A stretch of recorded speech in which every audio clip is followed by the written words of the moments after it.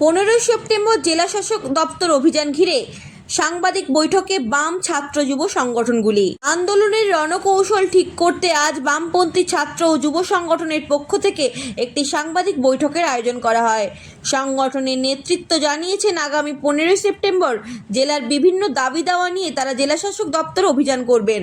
এই সাংবাদিক বৈঠকে বক্তারা জানান, শিক্ষাক্ষেত্রে অব্যবস্থা, বেকারত্ব, দুর্নীতি রুখতে এবং সাধারণ মানুষের ন্যায় অধিকার আদায়ের জন্যই তারা রাস্তায় নামতে বাধ্য হয়েছেন।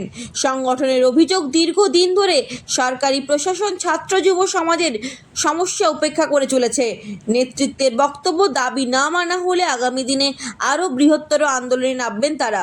15 সেপ্টেম্বর জেলা শাসক দপ্তর অভিযানকে কেন্দ্র করে ইতিমধ্যে সংগঠনের তরফ থেকে জেলা জুড়ে প্রচার শুরু হয়ে গিয়েছে।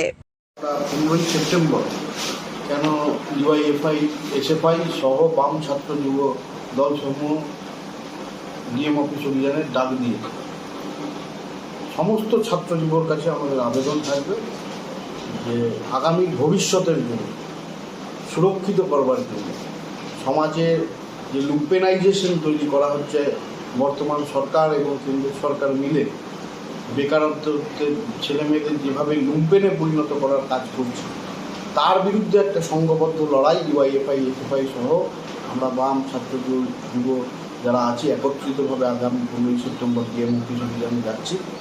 সমস্ত শুভবুদ্ধি সম্পূর্ণ মানুষ আমাদেরকে সমর্থন করুন এবং সেদিনের মিছিলে সামিল হন, এই আহ্বান জানাচ্ছি। এই জানিয়ে আজকের আমাদের যে প্রেস মিটের কর্মসূচি এখানে শেষ করছি।